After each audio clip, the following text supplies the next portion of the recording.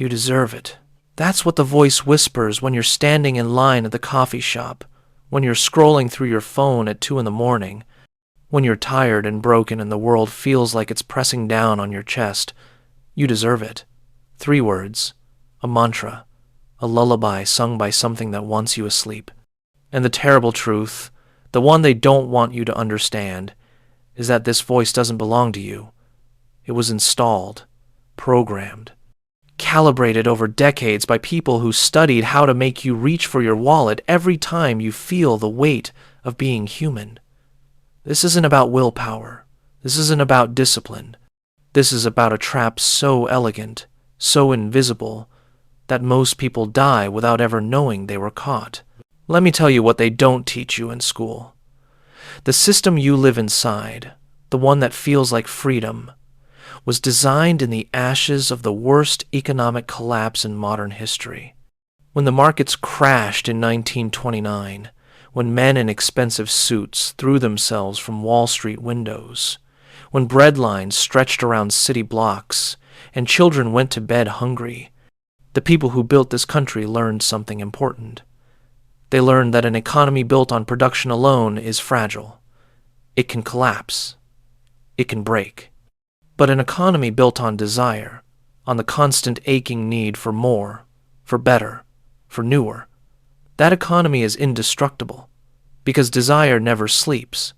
Desire never gets satisfied. Desire is a fire that burns hotter the more you feed it. So they rebuilt the world around a simple idea.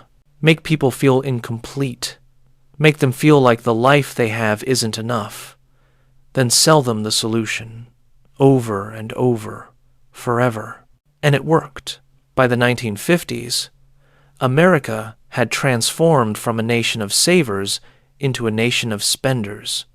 The generation that survived the Depression, the ones who remembered what it felt like to have nothing, they raised children in a world of abundance. Suburbs spread like concrete fungus across farmland. Factories pumped out cars and refrigerators and television sets.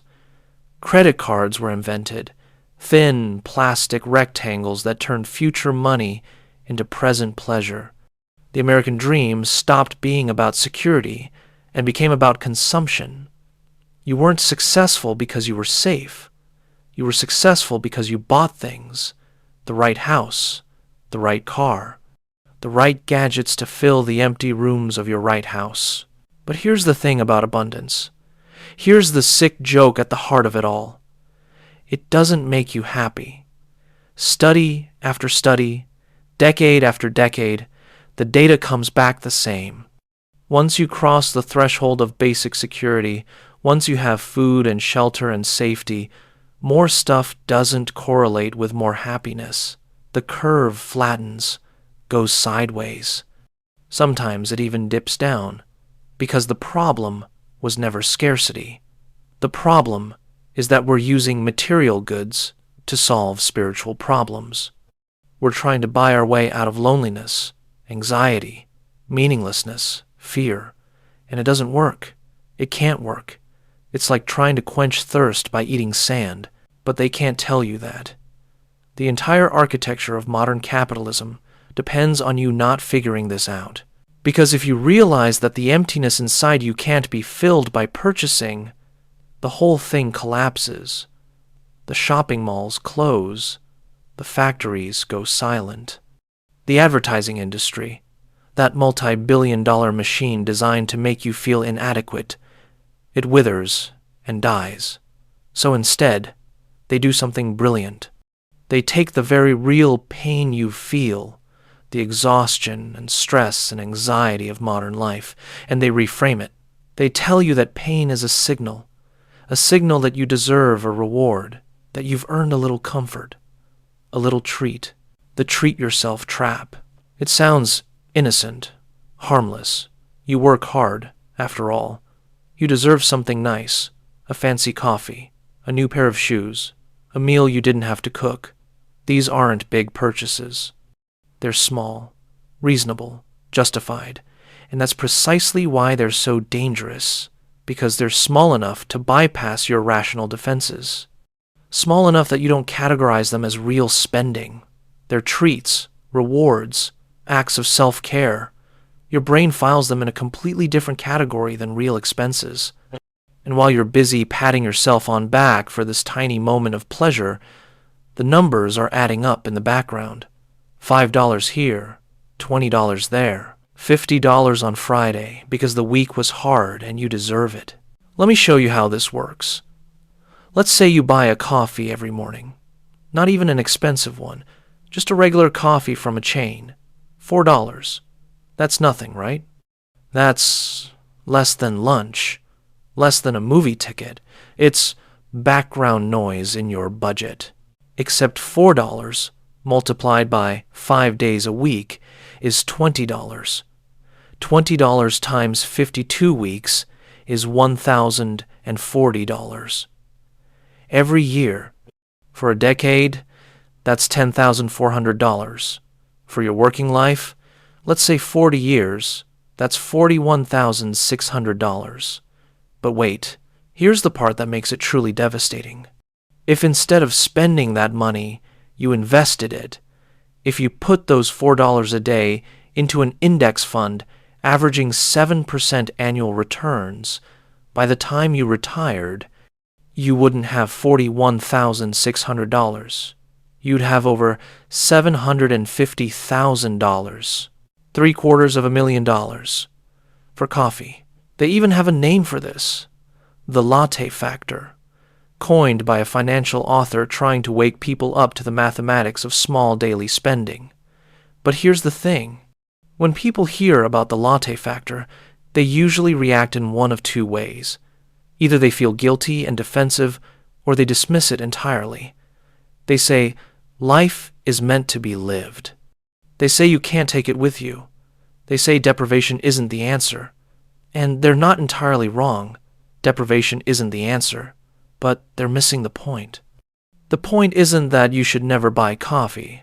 The point is that you should understand what you're actually trading. You're not trading $4 for coffee. You're trading $750,000 in future freedom for the temporary comfort of a warm cup in your hand. And maybe that trade is worth it to you. Maybe it isn't. But you should make that decision consciously, with full awareness of the real cost. Not because a voice in your head whispered that you deserve it, because here's what that voice isn't telling you. Here's the part they leave out of the marketing. Every time you choose immediate comfort over long-term freedom, you're not just spending money, you're spending time. Your time. The hours of your life you traded for that money. When you buy a $4 coffee, you're not spending $4. You're spending the 20 minutes you had to work to earn that $4. You're spending a piece of your finite, irreplaceable, never-coming-back life. And when you frame it that way, the math changes. The question stops being, can I afford this? And becomes, is this worth a piece of my life? Most of the time, if we're honest, the answer is no. But we don't think about it that way. We can't, because thinking about it that way is painful. It requires us to confront the fact that we're slowly trading our lives for things we don't really need, things that don't make us happy, things we'll forget about in a week. So instead, we construct elaborate psychological defenses. We tell ourselves stories. We say we work hard and we deserve rewards. We say life is short and we should enjoy it. We say money is meant to be spent. All of these things contain a grain of truth, which is what makes them such effective lies, because the real truth is more complicated and more uncomfortable. The real truth is that the psychology of comfort is a trap that was deliberately engineered. Let me take you back to the early 1900s, back when psychology was a new science and advertisers were just beginning to understand how powerful it could be. There was a man named Edward Bernays, nephew of Sigmund Freud, the father of public relations, and he had an idea that would change everything. Before Bernays, advertising was simple. You told people about your product, you explained why it was good, you listed its features, rational, straightforward, boring. Bernays realized that people don't make decisions rationally. They make decisions emotionally and then justify them rationally afterwards. So he stopped advertising products and started advertising feelings. He didn't sell you a car. He sold you the feeling of freedom and status that came with owning that car. He didn't sell you cigarettes. He sold you rebellion and sophistication. His most famous campaign was for the American Tobacco Company in 1929. At the time, it was taboo for women to smoke in public. This meant tobacco companies were losing half their potential market. So Bernays staged an event. He hired a group of young women to march in the New York City Easter Parade while smoking cigarettes. He tipped off the press, told them these women were lighting torches of freedom, fighting against gender oppression. The story went national. Overnight, cigarettes became a symbol of women's liberation. Sales exploded. Bernays had figured out how to use psychology to hack human behavior, and he wrote about it, published books explaining his techniques, taught an entire generation of advertisers how to manipulate the subconscious mind. The tobacco industry learned. So did the food industry, the automobile industry, the fashion industry. Every corporation in America started hiring psychologists to figure out how to make people buy things they didn't need. And what they discovered was that the most effective way to sell something wasn't to make people want it. It was to make people feel bad about themselves, then offer the product as a solution. You're not thin enough. Here's a diet. You're not successful enough. Here's a luxury watch. You're not happy enough. Here's a pill. Here's a vacation. Here's a new phone. The strategy was always the same. Identify an insecurity, amplify it, then sell the cure. But it goes deeper than that, because they also figured out something else. They figured out that stressed, tired, anxious people are easier to manipulate. When your willpower is depleted, when your defenses are down, when you're running on fumes, you reach for comfort. You reach for the easy dopamine hit, the quick fix. And they know this. The entire modern economy is built around making sure you're always just stressed enough, just tired enough, just insecure enough to keep reaching for your wallet. Think about how your day is structured. You wake up to an alarm clock because you have to be somewhere you probably don't want to be.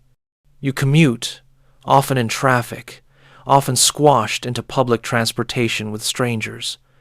You spend 8 or 9 or 10 hours doing work that may or may not feel meaningful. You're monitored, evaluated, measured against metrics designed to squeeze maximum productivity from your finite human energy.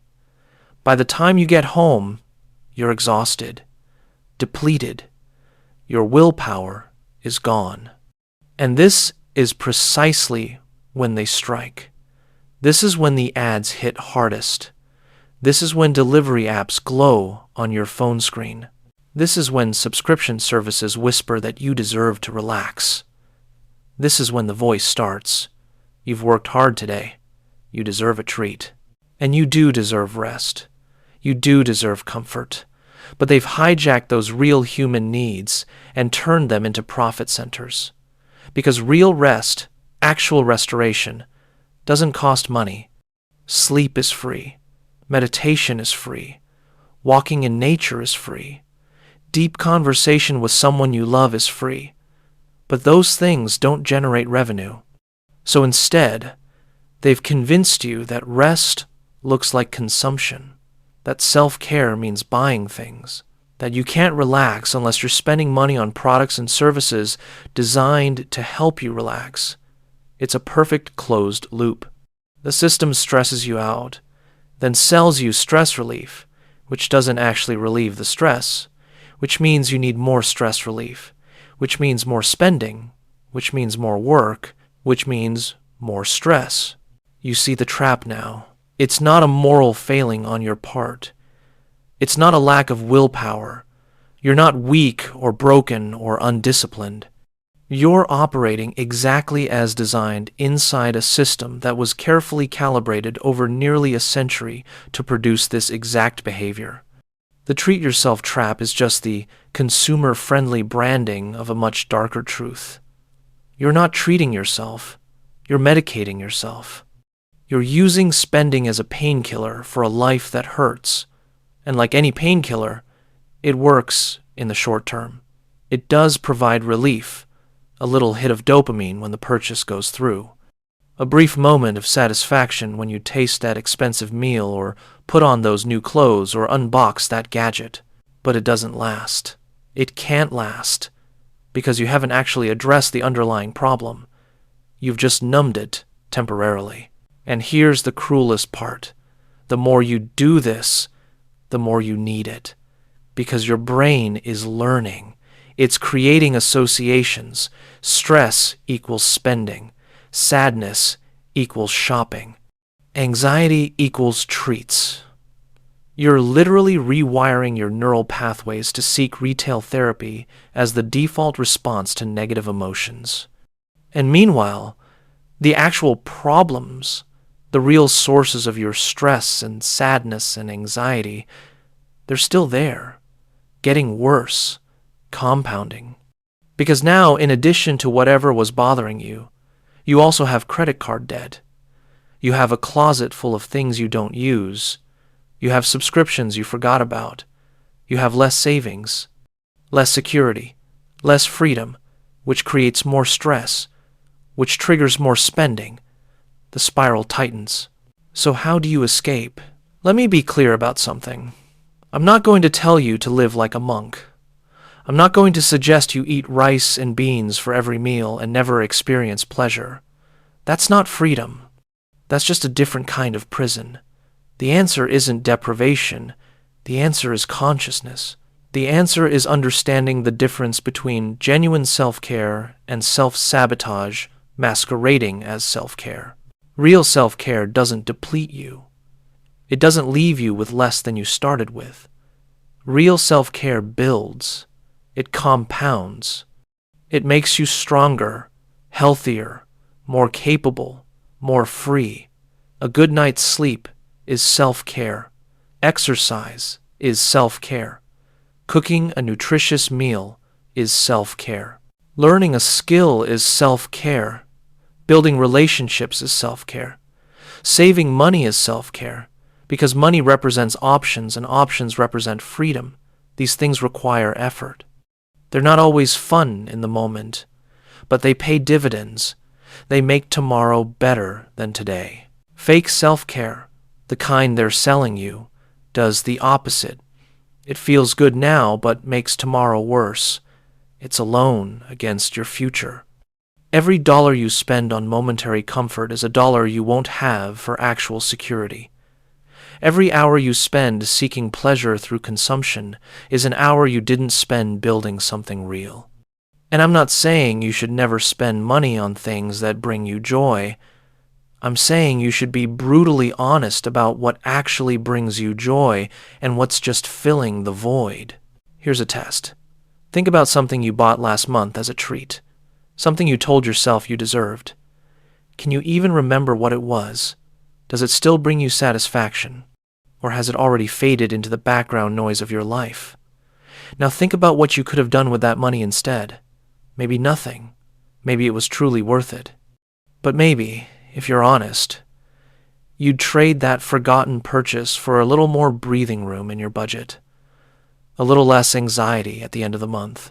A little more progress toward actual freedom.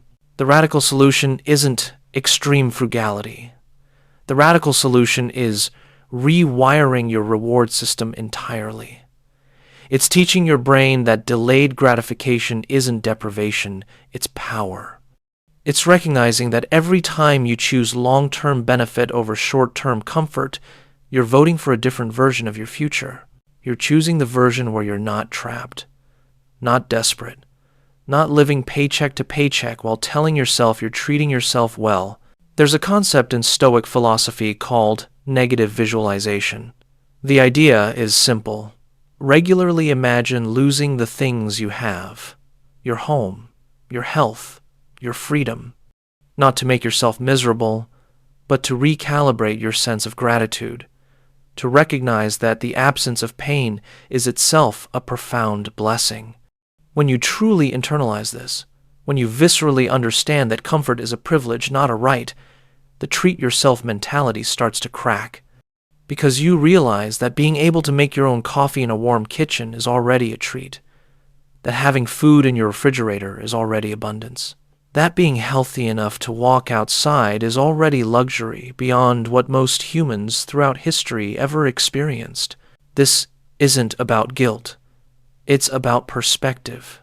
It's about understanding that the baseline of your life, the parts you take for granted, are already better than 99% of human existence. And from that baseline of gratitude, the constant need for more starts to quiet down. The voice that whispers you deserve it starts to sound hollow, because you already have what you deserve. You have life. You have time. You have the opportunity to build something meaningful. Everything else is just noise. The hardest part is the transition. Because when you stop using spending as emotional medication, you have to face the emotions directly. The stress doesn't go away just because you stop treating yourself. The anxiety is still there. The exhaustion is still there. And this is where most people fail. They try to stop spending, feel terrible, decide it's not worth it, and go back to the old pattern. But if you can push through that initial discomfort, if you can sit with those feelings instead of numbing them, something remarkable happens. You start to realize that the feelings aren't actually as scary as you thought. They're just feelings. They rise and they fall. They don't require a purchase to resolve. They just require time and patience and sometimes a good night's sleep. And then you can start building real solutions. If you're stressed about work, the answer isn't a shopping spree. It's creating boundaries, or finding a new job, or developing skills that give you leverage. If you're lonely, the answer isn't another streaming subscription. It's reaching out to people, or joining communities, or building friendships that actually feed your soul. If you're anxious about the future, the answer isn't another treat. It's creating an emergency fund and a plan and taking concrete steps towards security. These solutions are harder. They take longer. They're not fun. But they work. They actually solve the problem instead of just masking it. This is the escape. Not a budget spreadsheet, not a meal plan, not some hack or trick or shortcut. The escape is waking up to the fact that the entire game is rigged. That the comfort they're selling you is poison. That the voice telling you that you deserve a treat is the voice of your own slow destruction. And once you see it, once you really see it, you can't unsee it. Every ad becomes obvious manipulation. Every impulse purchase becomes a moment of choice. Every time you feel that familiar pull, you can stop and ask yourself the real question. Is this making me more free or less free? Is this building my future or stealing from it? Am I treating myself or am I sabotaging myself? The answer becomes obvious when you frame it that way. And here's the beautiful part. Once you break the pattern, once you stop trading your future for momentary comfort, you start to accumulate power, real power, not the fake power of having nice things. The actual power of having options, of having savings, of being able to walk away from situations that don't serve you, of not being desperate, of not being trapped. This kind of power changes everything. It changes how you negotiate for salary, how you respond to mistreatment, how you make decisions. When you're not one paycheck from disaster, when you're not buried in debt, when you're not constantly stressed about money, you operate from a position of strength instead of fear. And people can feel it. Opportunities start appearing because you're not giving off the scent of desperation. This is what they don't want you to know. This is the secret they've spent billions of dollars to keep hidden. That financial freedom isn't about getting rich. It's about being unbreakable. It's about having enough saved that you don't have to tolerate abuse. Enough invested that compound interest works for you instead of against you. Enough discipline that you control your impulses instead of your impulses controlling you. This kind of freedom doesn't require a high income. It requires a different mindset. It requires seeing through the treat yourself trap and recognizing it for what it really is. A comfortable cage, a warm prison, a slow poison that tastes like chocolate. So what do you do tomorrow? You wake up and you notice the voice. You feel the pull. You recognize the moment when your brain starts justifying the purchase. And instead of following the script, you pause. You breathe. You acknowledge that you want the thing, that you're tired or stressed or whatever. And then you ask yourself what you really need, not what the ads say you need. Not what the voice says you deserve. What do you actually need to feel better? And 9 times out of 10, it's not a purchase. It's sleep. It's water. It's movement. It's human connection. It's purpose. It's meaning. These things are harder to obtain than a coffee or a gadget. They require effort and patience, but they actually work. They fill the hole instead of just covering it up temporarily. And the more you practice this, the more you choose long-term benefit over short-term comfort, the stronger you become. The voice gets quieter. The trap loses its power. You start to remember who you were before they programmed you to reach for your wallet every time you felt human. That's the person you're trying to get back to. That's the person who's been waiting underneath all the conditioning and manipulation and carefully crafted marketing messages. The person who doesn't need to treat themselves because they already know their worth. Who doesn't need to buy things to feel okay because they are okay. Who understands that real luxury is freedom and real wealth is time and real power is the ability to say no to all the things that are trying to drain you dry.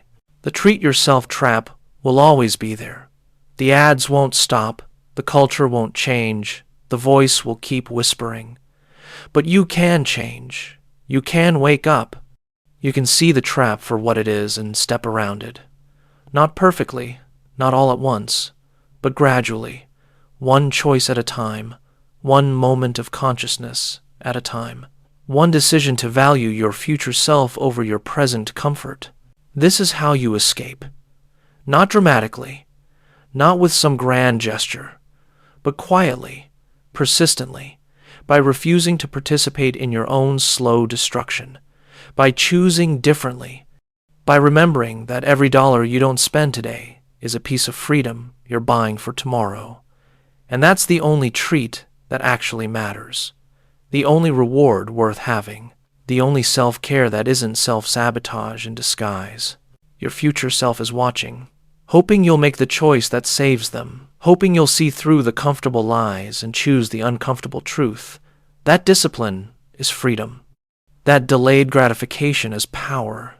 That saying no to the treat yourself trap is saying yes to the life you actually want instead of the life they've convinced you to settle for.